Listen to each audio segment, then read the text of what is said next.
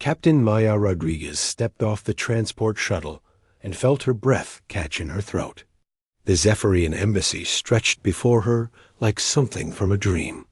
Crystal spires twisted upward into the artificial sky of New Geneva Station, their surfaces catching and reflecting light in ways that made her eyes water.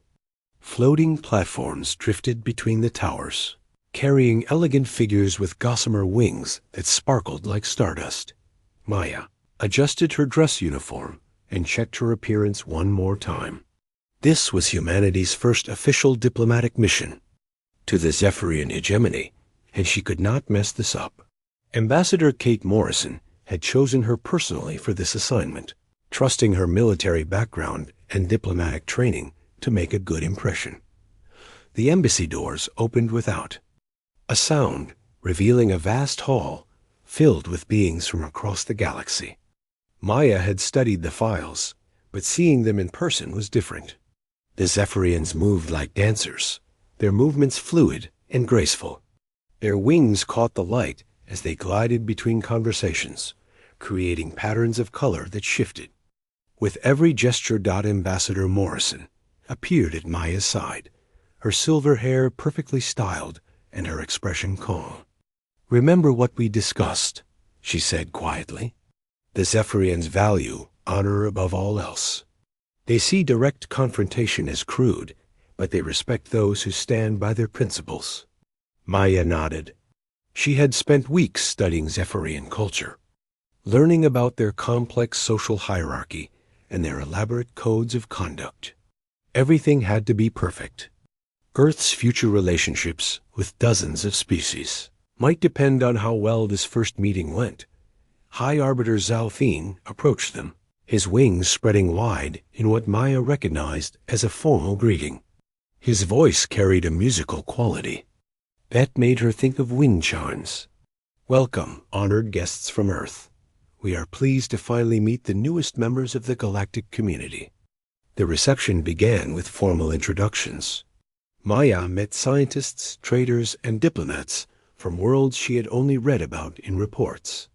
Each conversation was carefully structured, following protocols that had been established over centuries. Of interspecies contact, she found herself relaxing as the evening progressed. The Zephyrians were gracious hosts, and their questions about human culture were genuinely curious rather than suspicious. The trouble began when Maya was admiring a display of Zephyrian art. The pieces floated in midair, held by some technology she did not understand. Crystal formations shifted and changed, creating new patterns of light and shadow. She leaned closer to get a better look, fascinated by the way the colors seemed to move on their own. That was when she bumped into Lady Veltara Shimmerwing. Maya felt the contact before she saw what happened. Her shoulder connected with something delicate, and she heard a sound like breaking glass. She spun around to see a tall Zephyrian woman staggering backward, her wings spread wide for balance.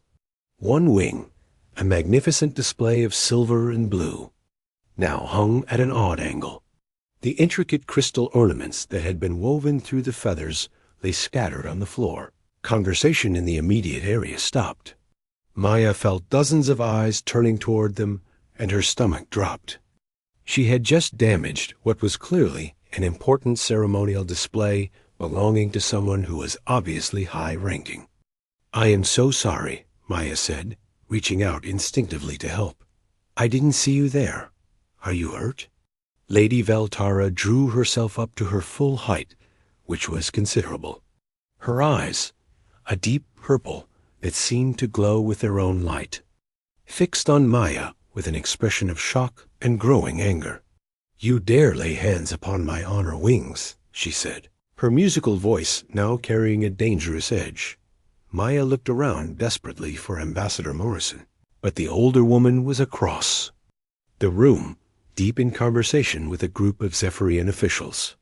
The crowd around them was growing larger, and Maya could hear whispers in languages she did not recognize.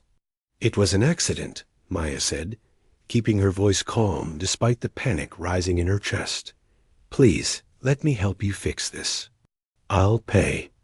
For any damage. The whispers grew louder. Maya caught fragments of translation from her earpiece. Words like honor debt and challenge right. Lady Veltara's wings began to glow with a soft light that Maya had learned indicated strong emotion. An accident, Lady Veltara repeated, her voice carrying across the now silent hall. You humans speak of accidents when you assault the dignity of a noble house. Do you think your species so primitive that you cannot be held accountable for your actions? Maya felt her own temper beginning to rise. She had apologized sincerely and offered to make amends. What more did this alien want from her? I said I was sorry. It was an accident, nothing more. I'm not going to grovel because you got your fancy feathers ruffled. The silence that followed was absolute. Even the soft background music seemed to stop. Lady Veltara's wings spread to their full span, creating a display that was both beautiful and unmistakably threatening. You compound insult with insult, Lady Veltara said, her voice now carrying a formal tone that Maya's earpiece translated as ritualistic. I name you oath breaker and honor thief. I demand satisfaction through the ancient rite of single combat. Maya blinked, not sure she had heard correctly. Combat? You want to fight me over an accident? The challenge is given, Lady Veltara announced to the crowd. Let all witness that I, Lady Veltara Shimmering of the Fourth Noble House, call upon this human to answer for her crimes against my person and my honor. Maya looked around the hall, seeing expressions of anticipation and excitement on alien faces. Whatever she had stumbled into, it was clearly a big deal to everyone present. Ambassador Morrison was pushing through the crowd now, her face pale with alarm. But it was too late. The crowd had begun to chant something in the Zephyrian language, and Maya's earpiece translated it as honor duel, honor duel. Lady Veltara stood waiting, her damaged wings somehow making her look more regal rather than diminished. Maya made a decision that would change everything. She squared her shoulders and looked Lady Veltara directly in the eyes. Fine, she said. If that's what it takes to settle this, then I accept your challenge. The crowd erupted in cheers and excited chatter. Ambassador Morrison finally reached them, her face a mask of diplomatic horror.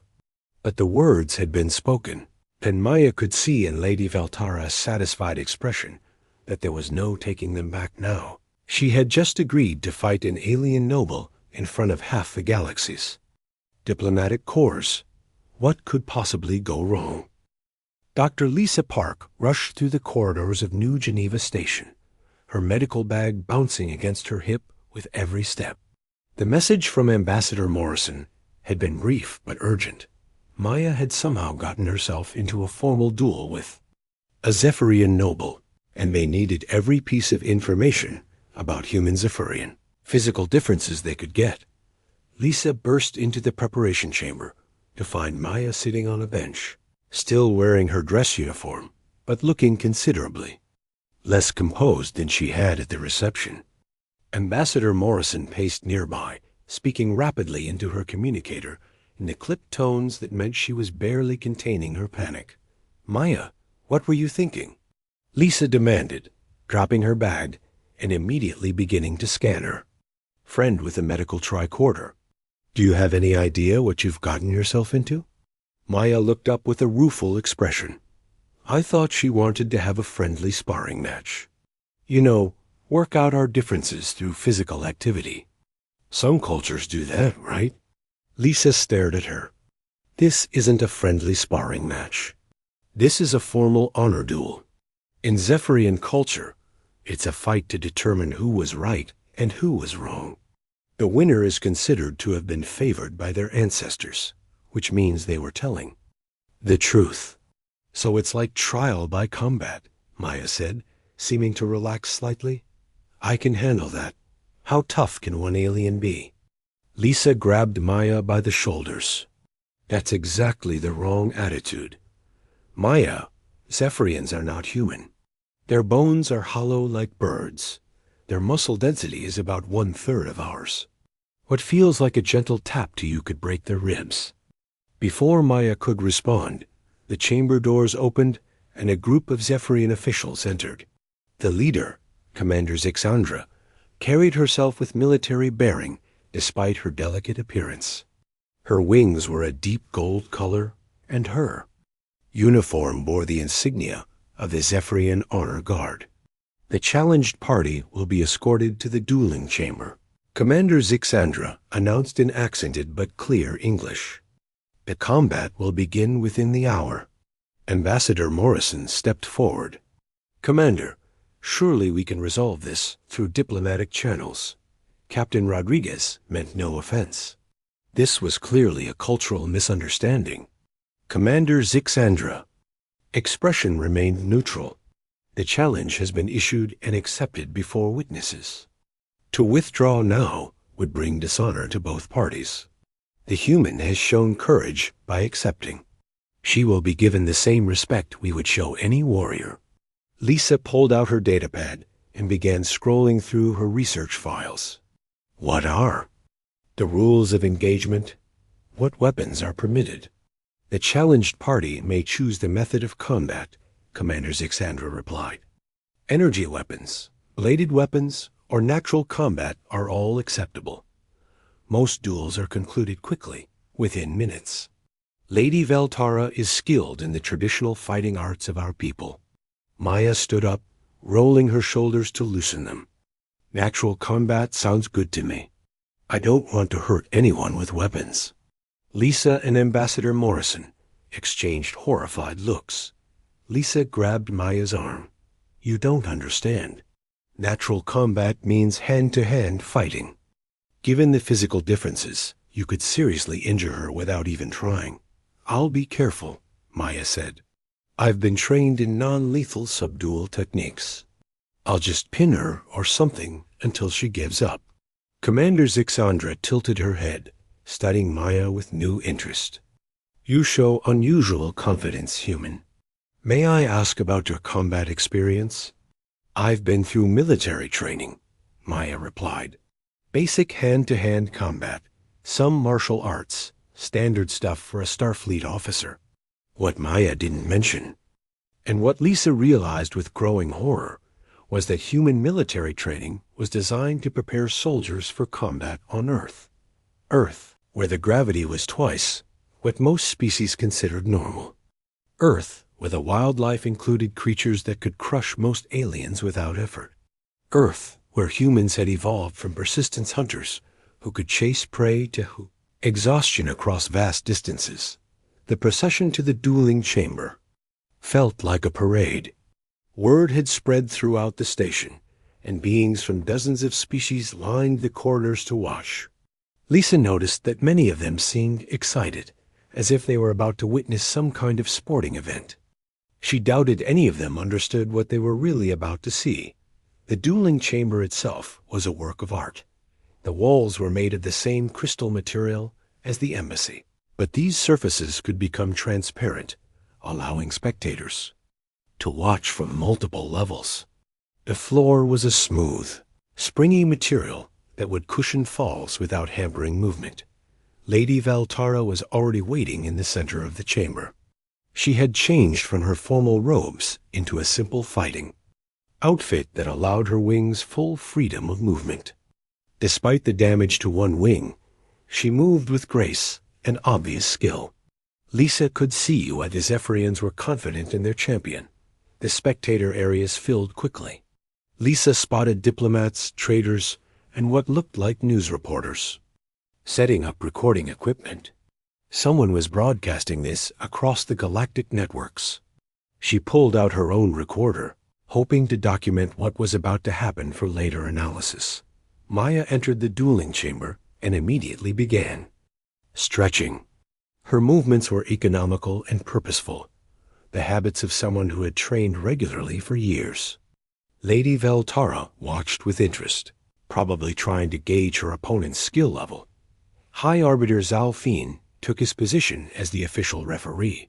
His voice, amplified by hidden speakers, filled the chamber. Let all present witness this. Combat of honor between Lady Veltara Shimmerwing and Captain Maya Rodriguez of Earth. The combat will continue until one party yields or is unable to continue. May the ancestors guide the worthy. Lisa activated her recorder and began documenting everything she observed. She noted the significant size difference between the combatants. Lady Veltara stood nearly 7 feet tall, but her build was delicate, almost ethereal. Maya looked compact and solid by comparison, her human musculature obvious even through her uniform. The two combatants approached each other and bowed formally. Lady Veltara spoke first, her words carrying clearly through the chamber. I fight for the honor of my house and the dignity of my people. May this combat cleanse the stain upon my reputation. Maya nodded respectfully. I fight to clear up this misunderstanding between our peoples. I hope we can be friends when this is over. Lisa noticed several Zephyrians in the audience exchanging glances at Maya's casual tone. They seemed to interpret her words as either naive or arrogant. High Arbiter Zalthine raised his hand. Let the combat begin. Lady Veltara immediately took to the air, her wings carrying her in a graceful spiral around Maya. Her fighting style was beautiful to watch, combining aerial maneuvers with precise strikes that seemed more like dance. Then combat. She landed light touches on Maya's shoulders and arms, scoring points in what was clearly a traditional Zephyrian fighting technique. Maya stood in the center of the chamber, turning to track her opponent's movement, but making no aggressive moves. She was being patient, letting Lady Veltara exhaust herself with the aerial display while looking for an opening. Crowd seemed pleased with Lady Veltara's performance. Lisa could hear appreciative comments in various languages, praising the noble skill and grace. It was clear that this was how Zephyrian combat was supposed to look. Then Maya made her move. Lady Veltara had just landed from another aerial maneuver when Maya stepped forward and grabbed her wrist. It was a simple move, the kind of basic restraint technique taught to security personnel across human space. Maya intended to pull Lady Veltara off balance and then pin her to end the fight quickly and cleanly. The sound of breaking bone was audible throughout the chamber. Lady Veltara screamed, a high-pitched sound that made several spectators cover their ears. Maya immediately released her grip, but it was too late. Lady Veltara's wrist hung at an unnatural angle, clearly fractured by what Maya had intended as a gentle restraining hold. The chamber fell silent, except for Lady Veltara's pained gasps. Maya stared in horror at her opponent, finally beginning to understand the terrible mistake she had made. High Arbiter Zalthine's voice broke the silence. The combat continues until one party yields or cannot continue. Maya looked around desperately. She's hurt. We need to stop this and get her medical attention. But Lady Veltara, despite her obvious pain, shook her head and raised her uninjured hand. I do not yield, she gasped. The honor of my house demands satisfaction. Lisa watched in growing alarm as Maya's expression changed from horror to grim determination. Her friend had realized that the only way to end this quickly was to finish it, even if it meant hurting Lady Veltara more. The real fight was about to begin. Maya stared at Lady Veltara's broken wrist and felt sick to her stomach. The Zephyrian noble was clearly in agony, but she held herself upright with obvious determination. Her damaged wing trembled with each breath, and sweat beaded on her pale skin despite the cool temperature of the chamber. Please, Maya said, taking a careful step back, let me help you. We can call this even and get you to a medical facility. Lady Veltara's response was to launch herself forward in a desperate attack, using her good hand to strike at Maya's chest. The blow would have been effective against another Zephyrian, but to Maya it felt like being tapped by a child. She instinctively caught Lady Veltara's hand to stop the attack. Another crack echoed through the chamber. This time, Lady Veltara collapsed to her knees, both hands now useless. The crowd in the observation areas erupted in shocked exclamations. Maya could hear her earpiece frantically translating fragments of conversation. Words like impossible and monster and what kind of creature. High Arbiter Zalfine stepped forward, his usual composure cracking. Perhaps we should halt the combat and seek medical intervention. No, Lady Veltara gasped, struggling to stand. I will not yield. I cannot yield. Maya realized with growing horror that Lady Veltara literally could not surrender without losing face in front of her entire culture. The Zephyrian concept of honor demanded that she continue fighting until she was physically unable to do so. Maya was going to have to hurt her even more to end this. Dr. Lisa Park was frantically speaking into her communicator from the observation deck. I need a medical team here immediately. We have severe fractures and possible internal trauma. No, I don't care about protocol. Get me a medic now. In the broadcast booth that had been set up for galactic news coverage, Cryshaw of the Centauri Broadcasting Network was struggling to describe what she was witnessing. Ladies and gentlemen, I have covered honor duels across 17 different species, and I have never seen anything like this. The human appears to be toying with Lady Veltara, inflicting precisely calculated injuries with minimal effort. What Cryshaw did not understand, and what Maya was only beginning to realize herself, was that she was not toying with anyone. Every move she made was an attempt to end the fight as quickly and humanely as possible. The problem was that her definition of humane was calibrated for beings who shared her evolutionary background. Lady Veltara attempted another attack, this time trying to use her damaged wing as a weapon. Maya caught the wing gently, intending only to restrain it, but even that careful contact caused several of the delicate flight feathers to snap. Lady Veltara cried out and stumbled backward. The sound that rose from the Zephyrian spectators was unlike anything Maya had heard before. It was part gasp, part moan, part shriek of outrage. Damaging a Zephyrian's wings was apparently equivalent to a deeply personal assault.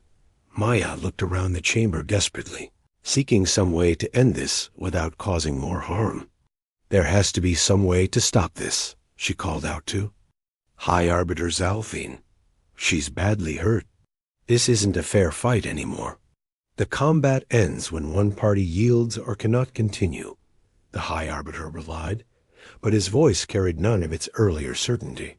These are the ancient laws, lady.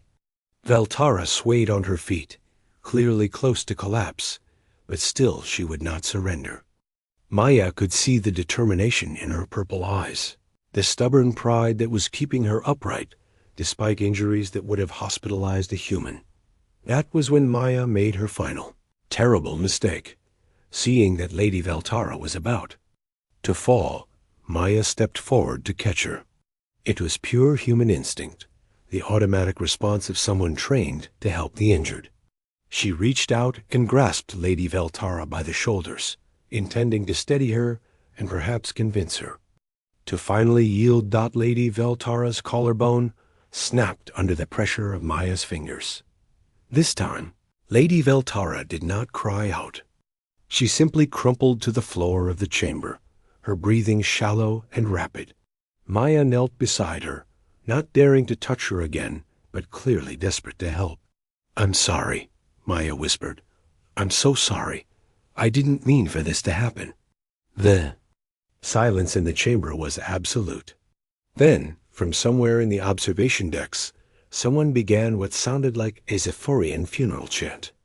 Other voices joined in, creating a haunting harmony that filled the crystal chamber. Dr. Park burst through the chamber doors, followed by a medical team of various species. She immediately began scanning Lady Veltara with her instruments while directing the medics to prepare a transport stretcher. Multiple fractures, Lisa announced grimly. Possible internal bleeding. We need to get her to surgery immediately. As the medical team carefully lifted Lady Veltara onto the stretcher, she managed to raise her head slightly and look directly at Maya. Her voice was barely a whisper, but it carried clearly in the silent chamber. "I do not yield," she said. "But I cannot continue." High Arbiter Zalthine formally declared the combat ended, but his words seemed hollow in the face of what had just occurred. Maya stood alone in the center of the chamber, staring at the drops of Zephyrian blood on the floor where Lady Veltara had fallen. The crowd in the observation areas was dispersing, but Maya could hear fragments of their conversations. The translations, coming through her earpiece, painted a disturbing picture of how the duel was being interpreted. "The human showed no mercy," one voice said. "Such brutality," said another. "How can they be considered civilized? Did you see how easily she broke? The noble's bones? What kind of monsters are these humans?" Colonel Amy Turner, who had been watching the broadcast from Earth's military headquarters, was frantically trying to establish communication with New Geneva Station. The footage of Maya systematically dismantling Lady Veltara was already spreading across the galactic networks, and the commentary was universally horrified. "Get me Ambassador Morrison," she barked to her communications officer. "And someone find out everything we can about Zephyrian physiology. If their bones are as fragile as they looked in that broadcast, we have a serious problem." Back in the dueling chamber, Maya finally allowed herself to be led away by Ambassador Morrison and Dr. Park. She moved like someone in shock, still unable to fully process what had happened. "I was trying to be gentle," she kept repeating. "I was holding back. I didn't want to hurt her." "I know," Lisa said softly. "But Maya, you have to understand. Your idea of gentle and their reality are completely different things. To them, what you just did looked like calculated torture." As they walked through the corridors of the station, Maya could see beings from various species stopping to stare at her. Word had already spread about the human who had brutalized the Zephyrian noble in what was supposed to be a ceremonial combat. She was no longer Maya Rodriguez, diplomatic envoy. She was Maya Rodriguez, the human monster who had committed what looked like assault in front of half the galaxy. The implications were staggering. This was humanity's first major diplomatic contact with the Zephyrian hegemony, and it had ended with their representative apparently torturing a noble for the entertainment of a crowd. The footage would be analyzed by xenobiologists, military strategists, and politicians across dozens of worlds. Ambassador Morrison was already fielding emergency communications from Earth, from other human diplomatic missions, and from alien governments demanding explanations. The carefully planned introduction of humanity to the galactic community had just become a diplomatic catastrophe of unprecedented proportions. Maya slumped into a chair in the embassy's secure communications room and put her head in her hands. "What have I done?" she whispered. Dr. Park sat beside her, pulling up files on her datapad. "You did exactly what any human would have done in that situation. The problem is that we're not dealing with humans." On screens around the room, news reports were already beginning to appear. The headlines scrolled past in multiple languages. "Human diplomat attacks alien noble. First contact turns violent. Are humans too dangerous for diplomatic contact?" Maya watched the footage of herself grabbing Lady Veltara's wrist, seeing for the first time how her careful, controlled movements looked to observers who did not understand human strength. To her, she had been gentle, restrained, trying to end the fight quickly to minimize harm. To everyone else, she looked like a predator playing with wounded prey. The worst part was that somewhere in a medical facility on the station, Lady Veltara was fighting for her life because Maya had tried to help her. The road to hell, Maya thought bitterly, was paved with good intentions and cross-species misunderstandings.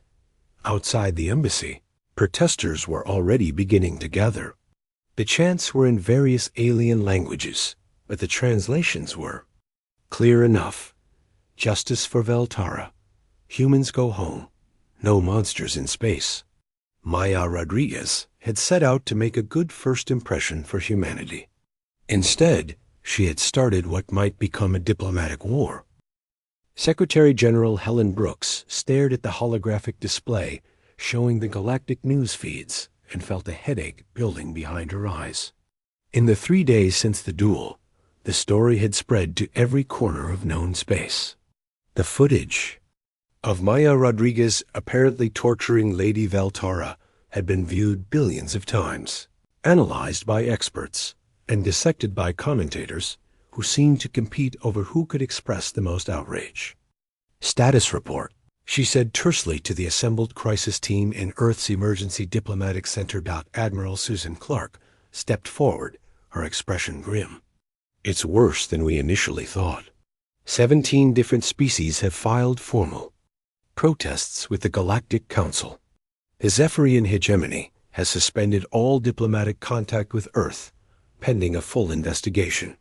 3 trade agreements have been put on hold, and the Centauri have asked us to recall our ambassador for consultations. Counselor Beth Morgan pulled up a legal document on her tablet, and this morning we received the official complaint. Lady Veltara Shimmerwing, through her legal representatives, has filed the first formal grievance against humanity with the Galactic Arbitration Court. Helen rubbed her temples. What exactly is she accusing us of? The charges are extensive, Beth replied, scrolling through the document. Assault on a diplomatic guest, violation of honor combat protocols, species misrepresentation, and something called excessive biological intimidation.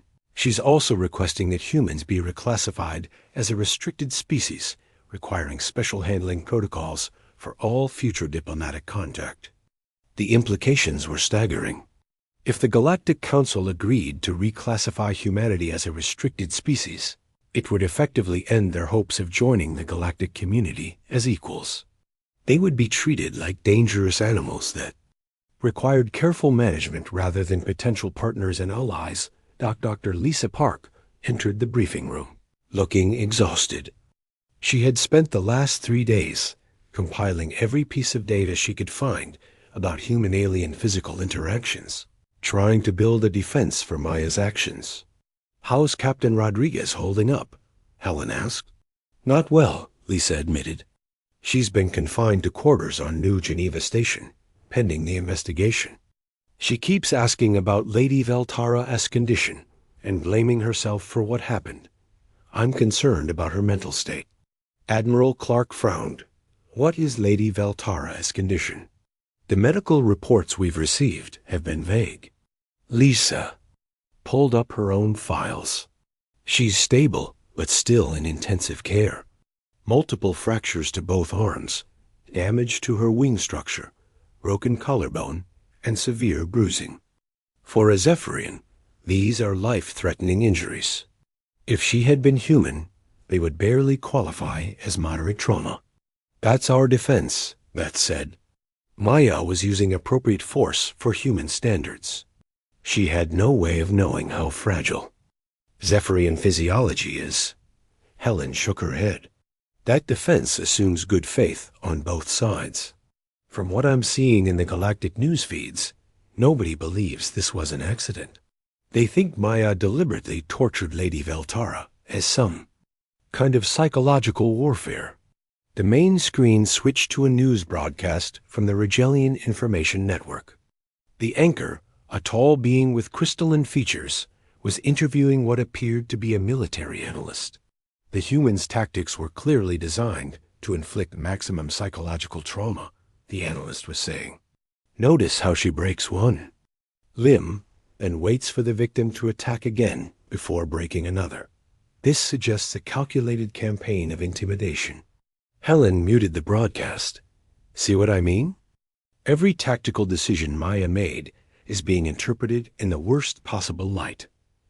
Admiral Clark stood and began pacing. We need to consider the military implications as well. If other species start viewing humans as inherently aggressive and dangerous, It could affect our defensive treaties. The Andromedans have already sent unofficial inquiries about whether our military personnel pose a threat to their civilian populations. The door chimed, and Justice Arbiter Mexthil entered the room. The neutral mediator assigned to the case was a member of the Tau Cetian Collective, known throughout the galaxy for their fairness in interspecies disputes. His presence on Earth was a sign of how seriously the Galactic Council was taking the complaint. Secretary General Brooks, Mexthil said in his synthesized voice, I have come to conduct preliminary interviews for the arbitration process. I must speak with Captain Rodriguez and review all relevant documentation. Helen gestured to a chair. Of course, Justice Arbiter. We want full transparency in this matter. Captain Rodriguez will cooperate completely with your investigation. Mexthil settled his mechanical frame into the chair with a series of clicks and whirs. I have reviewed the broadcast footage extensively. I must ask, is this level of physical capability typical for your species? Dr. Park leaned forward. That's part of the problem, Justice Arbiter. What you saw was actually Maya showing considerable restraint. Human military training emphasizes the use of minimum necessary force, but our minimum is apparently much higher than Zephyrian physiology can handle. Explain, Mexthil requested.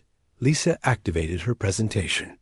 Humans evolved on a high-gravity world with dangerous predators and harsh environmental conditions.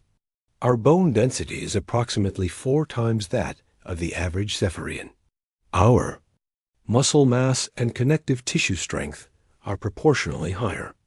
What Maya did to Lady Valtara would be equivalent to a gentle restraining hold between humans. Mexthil processed this information with typical mechanical precision. You claim this was an accident caused by biological incompatibility rather than malicious intent. Exactly, Helen said. Captain Rodriguez had no way of knowing how fragile Lady Valtara was. Human diplomatic training covers cultural differences, not physiological ones.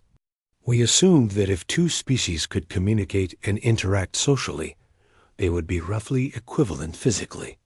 The Justice Arbiter's optical sensors focused on Admiral Clark. Admiral, what is your military assessment of this incident? Susan chose her words carefully. From a tactical standpoint, Captain Rodriguez's actions were entirely defensive. She made no aggressive moves until Lady Valtara initiated physical contact. Every technique she used was designed to end the confrontation as quickly as possible with minimal harm to both parties. Yet Lady Valtara remains hospitalized with severe injuries, Mexthil observed. Yes, Susan admitted, because our definition of minimal harm is based on human physiology. We've learned a hard lesson about the importance of understanding our allies' physical limitations. Beth pulled up another document. Justice Arbiter, we'd like to present evidence of Captain Rodriguez's character and intentions. Her service record shows consistent concern for the welfare of others, including non-human personnel. She has never been involved in any disciplinary action related to excessive force or aggression. Mexthil reviewed the files with mechanical efficiency. This information will be considered. However, the perception throughout the galactic community is that humans deliberately concealed their physical capabilities in order to gain an advantage in first contact situations. Helen felt her frustration boiling over. That's ridiculous. We submitted complete biological data to the Galactic Council during our application for membership. Everything was available for review. Your data indicated that humans were somewhat more robust than average, Mexthil replied. It did not convey the extent of the disparity. The term Death World was mentioned only in passing, without proper context. Dr. Park pulled up Earth's environmental data. Justice Arbiter, I'd like to show you exactly what a Death World means. Earth's gravity is 1.3 times galactic standard. Our atmospheric pressure is 1.5 times standard. We have active volcanic systems, extreme weather patterns, and an ecosystem where nearly every large animal is either a predator or evolved defensive mechanisms against predators. The data scrolled across the screen, showing Earth's violent geological history, its extreme climate variations, and the fossil record of mass extinction events that had shaped human evolution. Humans didn't evolve to be warriors, Lisa continued. We evolved to survive on a planet that was actively trying to kill us. Everything about our physiology reflects that evolutionary pressure. Mexthul studied the data with obvious interest. This provides important context. However, intent and outcome must both be considered in arbitration.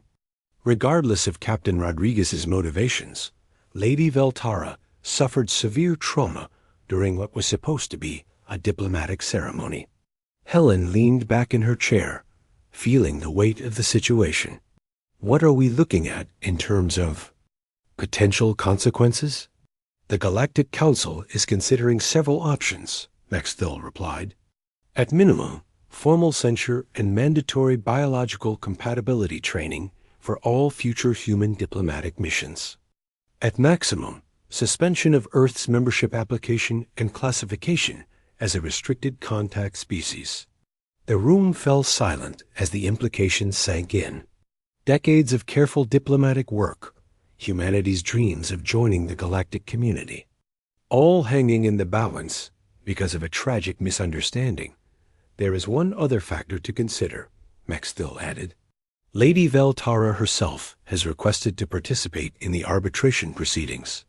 Her testimony will carry significant weight in the final decision. Helen looked around the room at her advisors. Maya Rodriguez stood outside the medical facility's recovery wing, holding a bouquet of earth flowers that Dr. Park had assured her were safe for Zephyrian exposure. Her hands shook slightly as she checked her appearance one more time in the eye. Reflective surface of the door. This meeting could determine not just her own future, but the future of human-alien relations throughout the galaxy. Ambassador Morrison placed a reassuring hand on her shoulder. Remember what we discussed. Be honest, be humble, and let her see who you really are. The real Maya Rodriguez, not the monster the news feeds have created. The door opened to reveal a private room filled with soft, colored light. Lady Veltara lay propped up in a medical bed designed for winged beings, her injuries still visible despite a week of advanced medical treatment. Her left wing remained immobilized in a regeneration field, and both arms were encased in healing casts that glowed with therapeutic energy. Maya approached slowly, acutely aware of how her normal stride might seem aggressive to someone who had experienced her strength firsthand. Lady Veltara, she said softly, thank you for agreeing to see me. I brought these flowers from Earth. I hope they're appropriate. Lady Veltara studied Maya with those deep purple eyes, her expression unreadable. When she spoke, her voice was weaker than before, but still carried its musical quality. Sit, Captain Rodriguez. We have much to discuss. Maya carefully placed the flowers on a nearby table and took the offered chair, making sure to keep her movements slow and non-threatening. I want you to know how sorry I am. I never intended for any of this to happen. If I could take it back, if I could trade places with you, I would do it in an instant. I believe you, Lady Veltara said quietly. That is why I agreed to this meeting. Maya blinked in surprise. You believe me? Lady Veltara shifted slightly in her bed, wincing at the movement. I have had time to think during my recovery. I have also spoken with Dr. Park extensively about human physiology and your evolutionary background. I begin to understand what happened in that chamber. Then you know of an accident, Maya said eagerly. I was trying to help you, to end the fight before anyone got seriously hurt. Yes, Lady Veltara replied. But I also understand why the galaxy sees it differently. From their perspective, you systematically dismantled me with calculated precision. Even I, who lived through it, Sometimes wonder if you are truly being gentle." Maya leaned forward, her voice intense. "Every move I made was intended to minimize harm. When I grabbed your wrist, I was trying to restrain you gently. When I caught your hand, I was trying to stop your attack without hurting you. When I touched your wing, I was only trying to prevent you from injuring yourself further. And when you reached out to catch me as I was falling," Maya's voice dropped to a whisper, "I saw you collapsing, and my instincts took over. In human culture, you never let someone fall if you can prevent it. It's automatic, like breathing. I would have done the same thing for a child or an elderly person." Lady Veltara was quiet for a long moment, studying Maya's face. "Dr. Park showed me recordings of human children playing. Even their games would be considered violent by our standards. Your younglings wrestle and chase each other with an intensity that would hospitalize adult Cypherians. We don't think of it as violent," Maya explained. "It's just how we interact physically. We're built to withstand impacts and pressure that would be devastating to other species. I didn't realize how different we were until I heard you." "The galaxy fears your kind now," Lady Veltara said. "They see the footage of our duel and imagine human soldiers systematically destroying their enemies with the same casual efficiency you showed me." Maya felt her heart sink. "Are you going to testify against us at the arbitration?" Lady Veltara was quiet for so long that Maya began to worry she had fallen asleep. When she finally spoke, her words were carefully measured. "I have been thinking about honor, Captain Rodriguez. My people value honor above all else. But what is honor without understanding? What is courage without wisdom? I don't understand." Lady Veltara attempted to sit up straighter, grimacing with the effort. "I challenged you because I felt my honor had been insulted.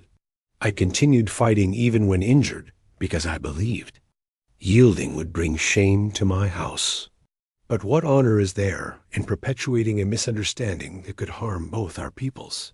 Maya hardly dared to hope. "What are you saying?" "I am saying that I have learned something during my recovery. True honor comes not from never yielding, but from knowing when to yield for the greater good. I yield now, Captain Rodriguez. Not to you personally, but to the truth of what happened between us." Maya felt tears beginning to form in her eyes. "Lady Veltara, I don't know what to say. Say that you will help me convince the galaxy that this was a tragedy born of ignorance, not malice. Say that you will work with me to ensure that such misunderstandings never happen again." The door to the recovery room opened, and Justice Arbiter Mexthil entered, followed by Dr. Park and several other officials. The formal arbitration session was about to begin, but Lady Veltara had already made her decision. "Justice Arbiter," Lady Veltara said, her voice carrying some of its old authority despite her injuries, "I wish to formally modify my complaint against Captain Rodriguez and the human species." Mexthil's optical sensors focused on her with obvious interest. "In what manner, Lady Veltara?" "I withdraw all charges of malicious intent or deliberate assault. Captain Rodriguez acted according to her species' understanding of appropriate force. The fault lies not with her actions, but with our collective failure to properly understand the implications of interspecies physical contact." The room fell silent as the implications of her words sank in. Maya stared at Lady Veltara with a mixture of gratitude and amazement. "However, Lady Veltara continued, I do not withdraw my request for new protocols governing interspecies diplomatic contact. What happened to me could happen to others if we do not take proper precautions." Justice Arbiter Mexthil processed this information with mechanical precision. "What specific protocols do you propose?" Dr. Park stepped forward with a prepared presentation. "We've developed a comprehensive framework for interspecies physical interaction guidelines. Mandatory biological compatibility assessments, strength limitation protocols for high-gravity species, and cultural education programs focusing on the practical implications of evolutionary differences. Lady Veltara nodded approvingly. I also proposed that Captain Rodriguez be appointed as the first director of human interspecies relations training. Who better to teach others about the dangers of assumption than someone who has lived through the consequences? Maya looked up in surprise. You want me to train other diplomats? I want you to prevent others from experiencing what we both went through, Lady Veltara replied. I want you to turn our tragedy into something that benefits all species. Over the following months, the incident that had nearly destroyed human-alien relations became the foundation for a new era of understanding. The Veltara Protocols became the galactic standard for interspecies contact, with mandatory training programs established on dozens of worlds. Maya found herself in the unexpected role of teacher, traveling throughout known space to educate diplomats about the practical realities of biological diversity. Her classes, officially called Interspecies Physical Compatibility Seminars, became known throughout the diplomatic corps as Don't Accidentally Break Your New Friends workshops. Lady Veltara recovered fully from her injuries, though she would always carry small scars as reminders of their encounter. She became one of the most vocal advocates for interspecies understanding, often appearing alongside Maya at diplomatic conferences to tell their story from both perspectives. Friendship that developed between them surprised everyone, including themselves. Maya learned to appreciate the elegant complexity of Zephyrian culture, while Lady Veltara developed a fascination with human resilience and adaptability. They often joked that they had gotten to know each other better through their accident than most diplomats managed through years of formal negotiations. The galactic community's initial fear of humans gradually gave way to a more nuanced understanding. Yes, humans were physically formidable compared to most species, but they were also capable of remarkable gentleness and self-control when they understood the need for it. The key was education and awareness that Maya kept her original dress uniform from that first diplomatic reception, the one she had worn during the duel. It served as a reminder of how quickly good intentions could go wrong without proper understanding.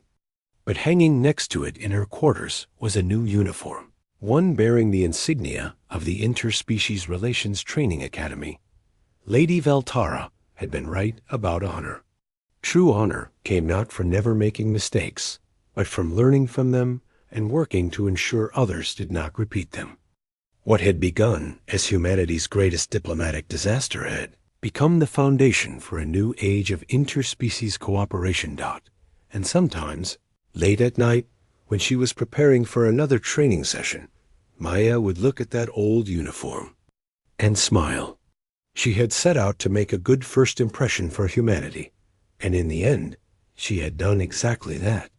It had just taken a little longer than anyone expected,